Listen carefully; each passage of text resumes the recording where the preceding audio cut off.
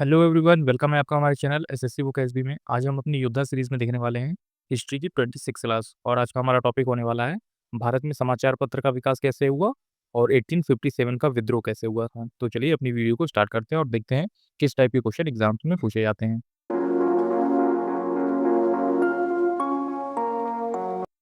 आइए समझते हैं कि भारत में समाचार पत्रों का इतिहास क्या रहा था। यूरोपीय लोगों के भारत में प्रवेश के साथ ही प्रारंभ होता है। सर्वप्रथम भारत में प्रिंटिंग प्रेस लाने का श्रेय पुर्तगालियों को दिया जाता है। तो आप इस चीज़ को याद रखेंगे कि भारत में जो है प्रिंटिंग प्रेस लाने का श्रेय किसे दिया जाता है? पुर्तगालियों को दिया जाता है। 1557 में गोवा के कुछ पादरी लोगों ने भारत की पहली पुस्तक छापी। तो आप इस चीज़ को याद रखेंगे, गोवा में कुछ पादरी लोग रहा करते थे, तो उन्होंने भारत की पहली पुस्तक छापी। कब? 1557 में, 1557 में। 1684 ईस्वी में अंग्रेज ईस्ट इंडिया कंपनी ने भारत में पहली पुस्तक की छपाई की थी। तो आप इस चीज़ को याद रखेंगे। सबसे पहली पुस्तक गोवा के कुछ पादरियों ने मिलकर छापी थी 1557 में। फिर उसके बाद अंग्रेज आए 1684 में, तो अंग्रेज ईस्ट इंडिया कंपनी ने भी भारत की पहली पुस्तक की छपाई करी। 1684 ईस्वी में कंपनी ने भारत में प्रथम प्रिंटिंग प्रेस मुद्रालय की स्थापना की थी। तो आप इस चीज़ को याद रखेंगे। 1684 में प्रथम प्रिंटिंग प्रेस मुद्रालय की स्थापना किसने की थी? ईस्ट इंडिया कंपनी ने, अंग्रेज की ईस्ट इंडिया कंपनी ने किया था। तो आप इस चीज़ को याद रखेंगे। आइए बढ़ते हैं, अगला टॉपिक देखते हैं जो कि है प्रथम समाचार पत्र। तो हमारा अगला टॉपिक आता है कि भारत में प्रथम समाचार पत्र का विकास किस तरह से हुआ था। तो जैसा आप देख पा रहे हैं, भारत में पहला समाचार पत्र कंपनी के एक असंतुष्ट सेवक विलियम वोल्ट्स ने 1766 ईस्वी में निकालने का प्रयास किया था। तो भारत में जो पहला समाचार पत्र था वो एक कंपनी के असंतुष्ट सेवक विलियम वोल्ट्स ने 1766 ईस्वी में निकालने का प्रयास किया था। लेकिन अपने इस कार्य में वो असफल रहा था, मतलब कि वो इस चीज़ को कर पाने में असफल रहा, वो चीज़ नहीं कर पाया। इसके बाद भारत में प्रथम समाचार पत्र निकालने का श्रेय जेम्स ऑगस्ट हिक्की को मिला। तो फिर इसके बाद वो नहीं कर पाया, तो उसके बाद कोई और आया और जिसने ये चीज़ करके दिखाया, और उसका नाम क्या था? उसका नाम आप याद रखेंगे, जेम्स ऑगस्ट हिक्की। तो जेम्स ऑगस्ट हिक्की था जिसने कि क्या किया था? 1780 में बंगाल गज़ेट का प्रकाशन किया। तो आप इसका नाम याद रखेंगे, इम्पोर्टेंट न्यूज़पेपर है ये उस टाइम का, बंगाल गज़ेट। और ये कब आया था? 1780 में आया था। और किसके द्वारा आया था? जेम्स ऑगस्ट हिक्की के द्वारा आया था। तो आप इस चीज़ को याद रखेंगे कि प्रथम समाचार पत्र निकालने का श्रेय जेम्स ऑगस्ट हिक्की को मिला। 1780 में उसने बंगाल गज़ेट का प्रकाशन किया था।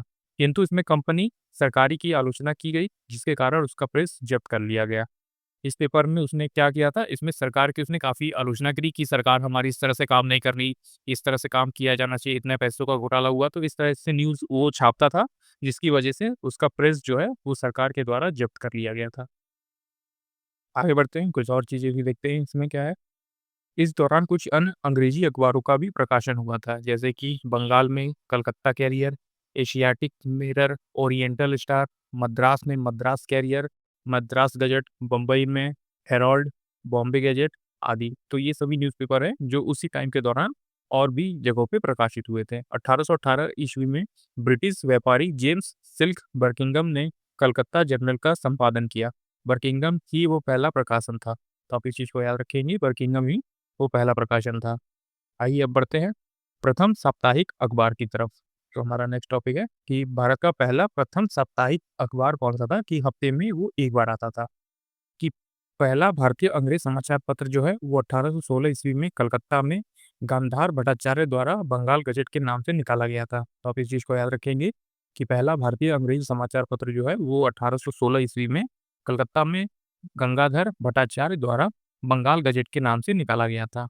यह साप्ताहिक समाचार पत्र था। 1818 ईस्वी में मार्शमैन के नेतृत्व में बंगाली भाषा में दिग्दर्शन मासिक पत्र ये प्रकाशित बन गया था। तो आप इस चीज़ को याद रखेंगे कि पहला भारतीय अंग्रेजी समाचार पत्र कब आया था?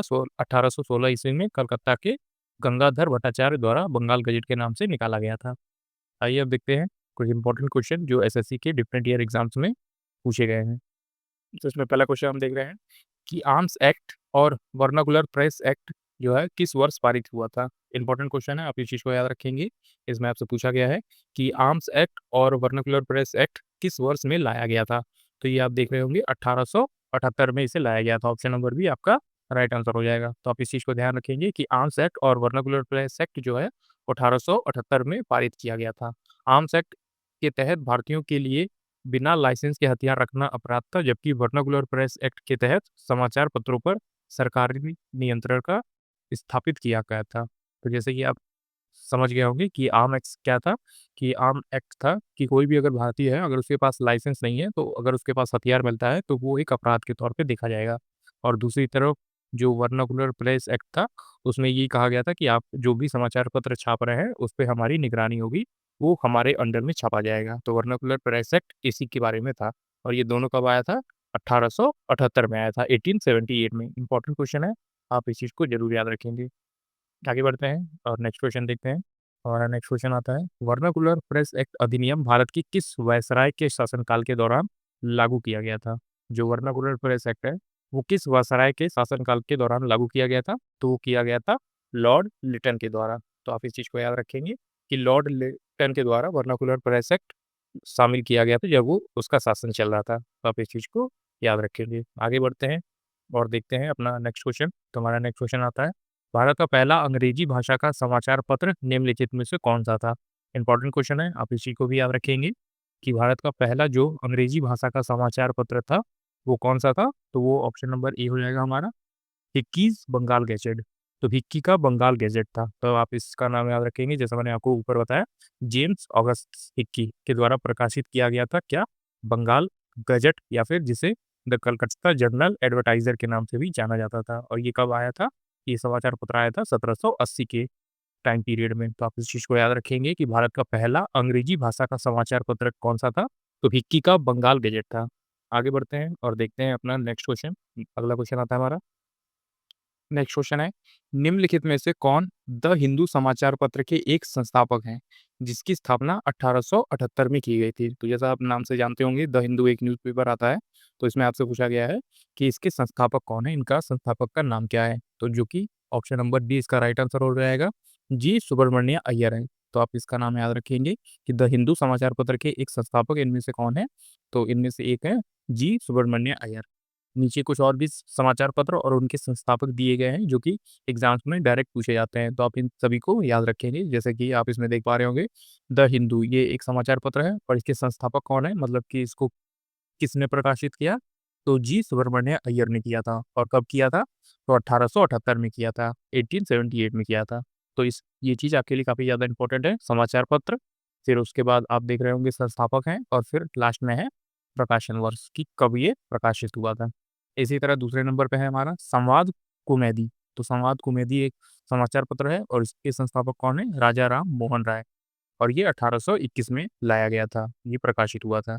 इसी तरह सोम प्रकाश एक समाचार पत्र था, ये ईश्वर चंद्र विद्यासागर के द्वारा जो है इसके संस्थापक थे और ये 1859 में लाया गया था। इसी तरह है इंदु प्रकाश हमारा समाचार पत्र और इसके संस्थापक कौन है? विष्णु शास्त्री पंडित है और ये कब आया था? 1862 में आया था। फिर इसके बाद है अमृता बाजार पत्रिका। अमृता बाजार पत्रिका के जो है वो किसके द्वारा लाया गया था?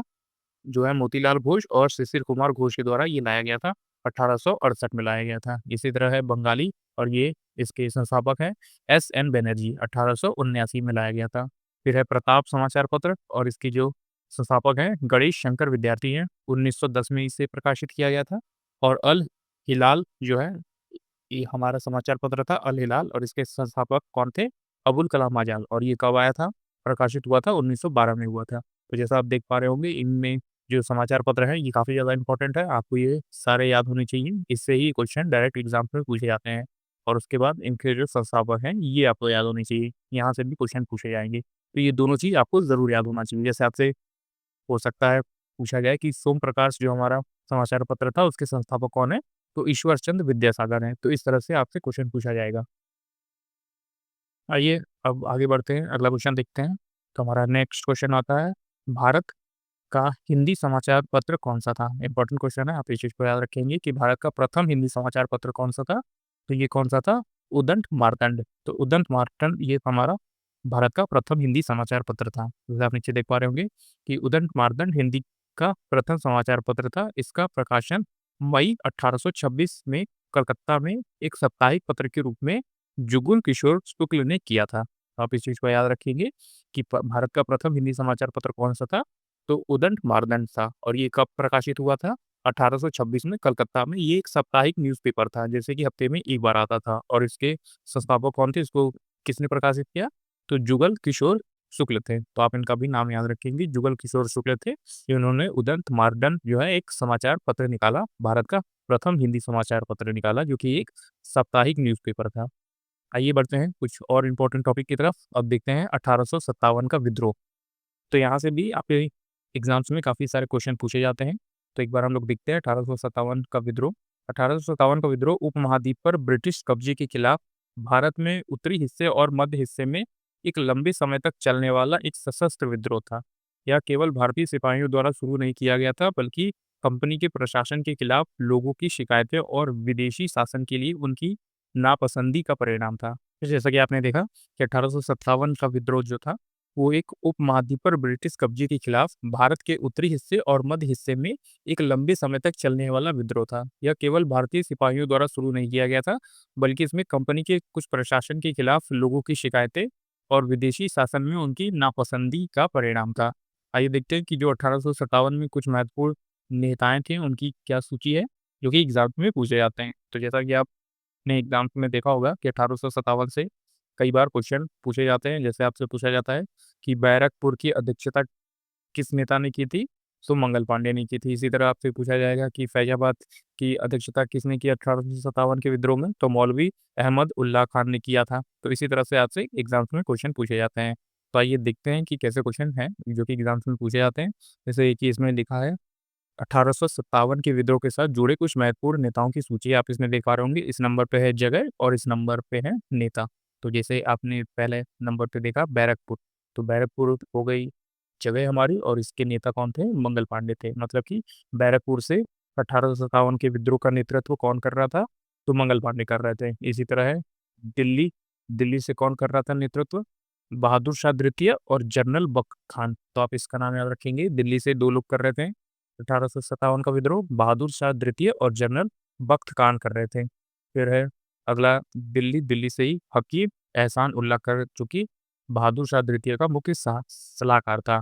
दिल्ली से ही हकीम एहसान उल्लाह भी कर रहे थे, जो कि बहादुर शाह द्वितीय के मुख्य सलाहकार थे। फिर अगला प्लेस आता है हमारा लखनऊ, लखनऊ से बेगम हजरत महल, बर्जिश कादिर और अहमद उल्लाह। अगला है कानपुर, तो कानपुर से नाना साहब, राव साहब जो कि नाना की भतीजी थी, तात्या तोपे, अजीम उल्लाह खान जो कि नाना साहब के सलाहकार थे। तो ये कानपुर से कर रहे थे। और झांसी से, तो झांसी से रानी लक्ष्मीबाई। बिहार से, बिहार के जगदीशपुर से कुंवर सिंह और अमर सिंह। फिर इसके बाद है इलाहाबाद और बनारस से कौन कर रहा था? तो मौलवी लियाकत अली कर रहे थे। इसी तरह फैजाबाद हो गया, फैजाबाद से मौलवी अहमद अल्लाह खान कर रहे थे। तो आप इस चीज़ को याद रखेंगे। फारुखाबाद से कौन है? तो तुफजल हसन खान हो गए, तुफजल हसन खान फारुखाबाद से हैं। बिजनौर से कौन थे? तो बिजनौर से मोहम्मद खान हो गए। मुरादाबाद से कौन थे? तो अब्दुल अली खान हो गए। बरेली से कौन थे? तो खान बहादुर खान हो गए। मंदसौर से कौन थे? मंदसौर से तो फिरोज शाह हो गए। और ग्वालियर कानपुर से कौन थे? तात्या तोपे। असम से कौन थे? कंडा परेश्वर सिंह और मानीराम। तो असम से दो लोग थे, कंडा परेश्वर सिंह और मानीराम। उड़ीसा से हो गए कौन? राजा प्रताप सिंह।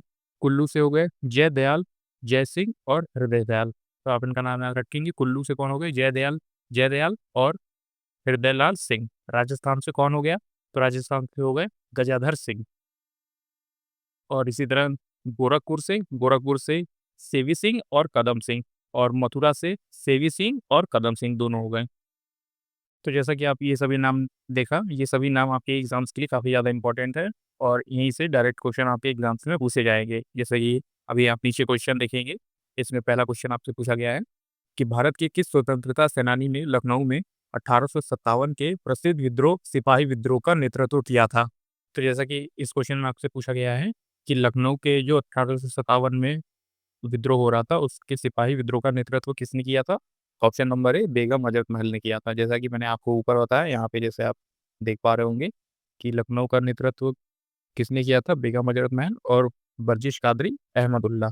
ये तीनों ने लखनऊ में सिपाही का नेतृत्व किया था। तो ये क्वेश्चन आपके लिए काफ़ी ज़्यादा इंपॉर्टेंट हो जाते हैं। ये सभी जो मैंने आपको बताया, ये काफ़ी ज़्यादा इंपॉर्टेंट है आपके लिए। तो ये आप ज़रूर याद करते जाएंगे अपने एग्जाम्स के लिए। आगे बढ़ते हैं और नेक्स्ट क्वेश्चन देखते हैं। हमारा नेक्स्ट क्वेश्चन आता है 1857 के विद्रोह में किस मुगल शासक का योगदान था? तो 1857 के विद्रोह में किस मुगल शासक का योगदान था? ये योगदान था बहादुर शाह द्वितीय से। तो आपका right answer option number C हो जाएगा। बहादुर शाह द्वितीय का एक महत्वपूर्ण योगदान था 1857 के विद्रोह में। आगे बढ़ते हैं, जो कि है अगला क्वेश्चन, 1857 का विद्रोह कहाँ से प्रारंभ हुआ था? तो ये इंपॉर्टेंट क्वेश्चन है, आप इस चीज़ को याद रखेंगे कि 1857 का विद्रोह कहाँ से जो है प्रारंभ हुआ था?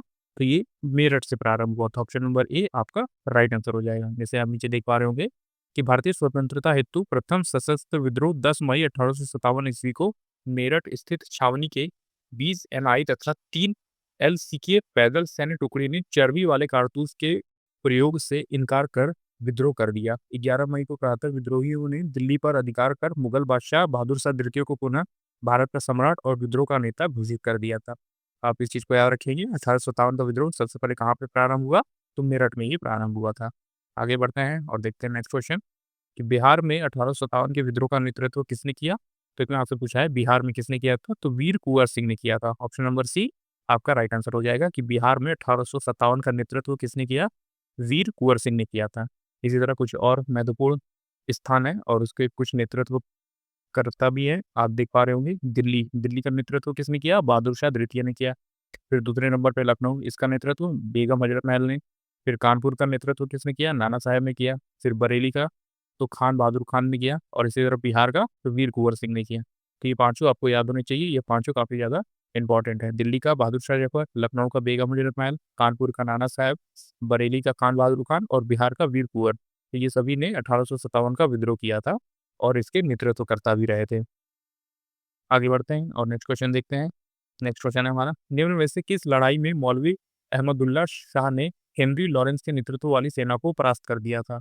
तो किस युद्ध में बात हो रही है? तो ये युद्ध की बात हो रही है ऑप्शन नंबर डी, चिनहट का युद्ध। तो ऑप्शन नंबर डी आपका राइट आंसर हो जाएगा कि चिनहट के युद्ध में मौलवी जो है अहमदुल्ला शाह ने हेनरी लॉरेंस के नेतृत्व वाली सेना को परास्त कर दिया था। आगे बढ़ते हैं और नेक्स्ट क्वेश्चन देखते हैं। नेक्स्ट क्वेश्चन है हमारा, भारतीय विद्रोह की शुरुआत 10 मई 1857 को मेरठ से हुई और यह कब खत्म हुआ था? तो 10 मई को स्टार्ट हुआ था और खत्म कब हुआ था? 20 जून 1858 को ग्वालियर में ये खत्म हुआ था। तो लगभग 1 साल बाद ये युद्ध खत्म हो गया था। कहाँ पे? ग्वालियर में ये युद्ध जाकर खत्म हो गया था। आगे बढ़ते हैं और अगला क्वेश्चन देखते हैं। सिपाही विद्रोह किस वर्ष में समाप्त हुआ? तो जैसा मैंने आपको बताया ये 1858 में समाप्त हो गया था। कहाँ पे? ग्वालियर में ये चीज़ समाप्त हो गई थी। इसी तरह है हमारा नेक्स्ट क्वेश्चन, 1857 की भारतीय क्रांति प्रभावी रूप से डैश शहर में समाप्त हुई? तो इसमें आपसे शहर पूछा गया है, तो ग्वालियर आपका राइट आंसर हो जाएगा। ग्वालियर में ही ये क्रांति जाकर समाप्त हो गई थी।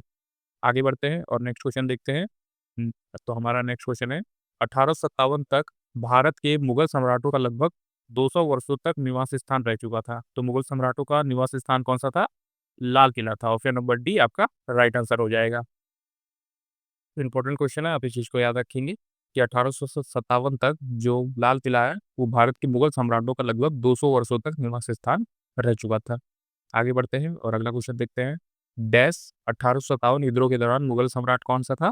तो ये था कौन? बहादुर शाह द्वितीय था, मतलब बहादुर शाह सेकंड था। ऑप्शन नंबर बी आपका राइट आंसर हो जाएगा कि 1857 का जब विद्रोह हो रहा था, तो उस समय मुगल सम्राट कौन-सा था? तो बहादुर शाह द्वितीय था।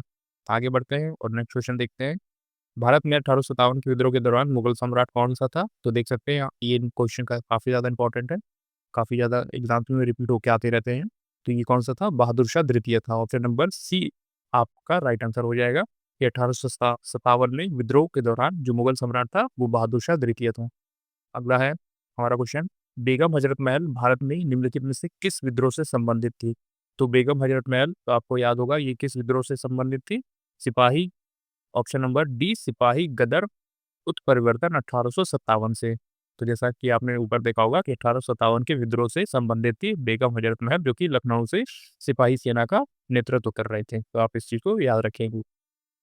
आगे बढ़ते हैं और नेक्स्ट क्वेश्चन देखते हैं। वीर कुंवर सिंह जयंती 1857 के भारतीय विद्रोह के दौरान कुंवर सिंह की उपलब्धियों को पहचानने के लिए डैश में मनाया जाता है। तो ये वीर कुंवर सिंह कहाँ के थे और ये कहाँ से जो है नेतृत्व कर रहे थे? तो बिहार से कर रहे थे, इसलिए इनकी जयंती भी जो है वो बिहार में मनाई जाती है। उपलब्धियों को पहचानने के लिए इनकी जयंती बिहार में मनाई जाती है वीर कुंवर सिंह जयंती।